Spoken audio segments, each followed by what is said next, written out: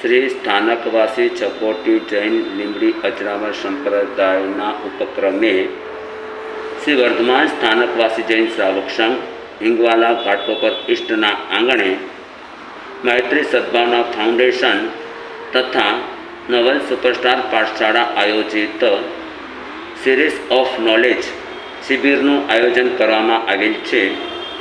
આપ સર્વેના સંતાનોને આ શિબિરમાં જોડાવા માટે નમ્ર અનુરોધ કરીએ છીએ।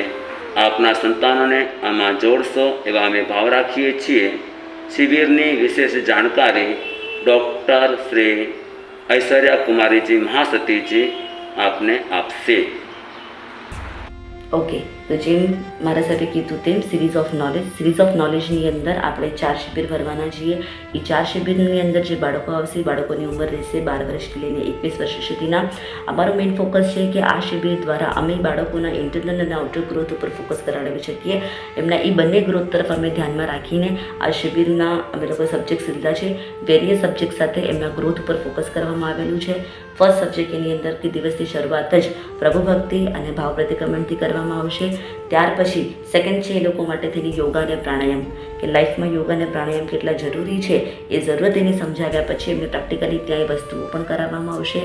નેક્સ્ટ એના પછી જે આજની તારીખમાં બધાનું ફોકસ વધી ગયું છે, ફોકસ તૂટી રહ્યું છે અને એમના ડિસ્ટ્રેક્શન્સ વધી રહ્યા છે, તો એને ધ્યાનમાં રાખીને સરસ્વતી સાધના કે જેના કારણે એમનું કોન્સન્ટ્રેશન, એમની એકાગ્રતા વધે અને ડિસ્ટ્રેક્શન્સ જ્યારે બી આવતા હોય ત્યાં એ લોકો એને કટ કરી શકે। ત્યાર પછી એના જ રિલેટેડ આપણી મેમરીને બૂસ્ટ કરવા માટે થઈને એક્સરસાઇઝ અને કંઈક ટિપ્સ એ લોકોને આપવામાં આવશે કે જેથી એ લોકો પોતાની મેમરીને બૂસ્ટ કરી શકે છે, એને વધારી શકે છે। ત્યાર પછી આપણા આ અવસર ક્લિનિકાના પ્રથમ તીર્થંકર ઋષભદેવ મહાવીર સ્વામી એમના જીવન ચરિત્ર, એના લાઈફ પરથી આપણે પણ ઘણા બધા મોરલ્સ અને વેલ્યુઝ લેવાના છે, તો એ પણ એમાં ઇન્ક્લુડ કરેલું છે। તે સાથે પણ વેરિયસ બીજી નાની નાની સ્ટોરીઝ કે જેનાથી આપણે વેલ્યુઝ શીખી શકીએ એ સ્ટોરીઝ પણ એની અંદર આપવામાં આવી છે। હવે મેઇન પોઈન્ટ એ લોકોનું જે નોલેજ આપણે જૈનિઝમનું આપવાના છે એની અંદર સૌથી મેઇન છે સિરીઝ ઓફ કર્મ, કે કર્મ કેવી રીતે બંધાય છે, કેવી રીતે રિએક્ટ કરે છે, કેવી રીતે આપણને એનાથી નુકસાન થાય છે, શું ફાયદા થઈ શકે છે, એ દરેકે દરેક વસ્તુને ધ્યાનમાં રાખીને સિરીઝ ઓફ કર્મમાં કર્મથી રિલેટેડ ટોટલી ડિટેલ્સ એમને આપવામાં આવશે અને કર્મ પ્રેક્ટિકલ લાઈફમાં કેવી રીતે યુઝ કરાય છે અને કેવી રીતે વર્ક કરે છે એ એમને એક્સપ્લેન કરવામાં આવશે। ત્યાર પછી તીર્થંકર પછી અગર સેકન્ડ કોઈ પર્સન હોય તો એ છે ચક્રવર્તી। આપણે કહી શકીએ કે આજની તારીખમાં Chakravarti is a king of world. તો કિંગ ઓફ વર્લ્ડ બનવા માટે થઈને ચક્રવર્તીની જર્ની કેવી રીતે હોય છે, કેવી રીતે આખા વિશ્વને જીતે છે એ એમને એક્સપ્લેન કરવામાં આવશે। ત્યાર પછી મેઇન પોઈન્ટ છે આપણું સામાયિક, એ સામાયિક કેવી રીતે કરવાની હોય, સામાયિકમાં કઈ વસ્તુ માટે આપણે અલર્ટ રહેવાનું હોય છે, સામાયિક આપણે કયા ભાવથી કરવાની હોય છે, એ સામાયિક વિશેની ડિટેલિંગ એમને ભાવ સાથે કરી શકે એટલે સમજણ અને ડિટેલ્સ એ બંને એમને આપવામાં આવશે। અને ત્યાર પછી એમને આપવામાં આવે છે ત્યાગ।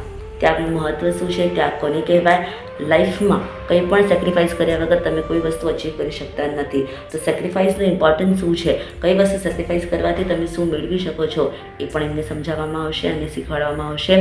ત્યાર પછી એની અંદર આપે છે લાસ્ટમાં સૂતા પહેલાં ગુરુ ભક્તિ અને એના સાથે સાથે દીક્ષા ભક્તિ, કારણ કે દીક્ષા સંયમ એ પણ એક પ્રકારના પરમાત્મા જ છે, તો એની વિશેષતા શું છે, એનું માટેનું જે બહુમાન ભાવ હોય એ લાવીને એ ભક્તિ એમને કરાવવામાં આવશે।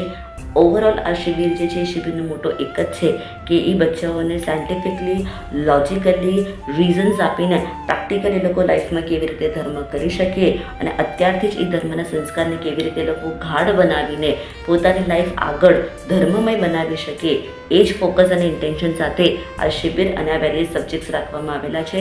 તો આઈ વિશ કે તમે તમારા બાળકોને આ શિબિરની અંદર મોકલાવો। આમાં પહેલાંના ધોરણે 108 એન્ટ્રી લેવામાં આવશે, તો જે ફર્સ્ટ આવશે એની એન્ટ્રી લઈ લેવામાં આવશે। તો આઈ વિશ કે તમે જલ્દીમાં જલ્દી રજિસ્ટ્રેશન કરાવો। તમારા જેટલા બી ફ્રેન્ડ્સ છે, તમારા સર્કલમાં જેટલા બી છે, તમે બધાને વસ્તુ માટે ઇન્ફોર્મ કરો અને આ શિબિરની અંદર તમે જોઈન કરો। તેમાં બધાએ રજિસ્ટર કરાવી લેવાનું છે, એના પછી રજિસ્ટ્રેશન લેવામાં આવશે નહીં। આઈ વિશ કે ત્યાં સુધી તમે બધા જ એમાં જોડાઓ અને આપણે બધા જ એક સાથે એકજૂટ થઈને આ શાસનને ટકાવીએ અને ધર્મને આગળ લઈ જઈએ। એ જ મંગલ ભાવના। જય જિનેન્દ્ર।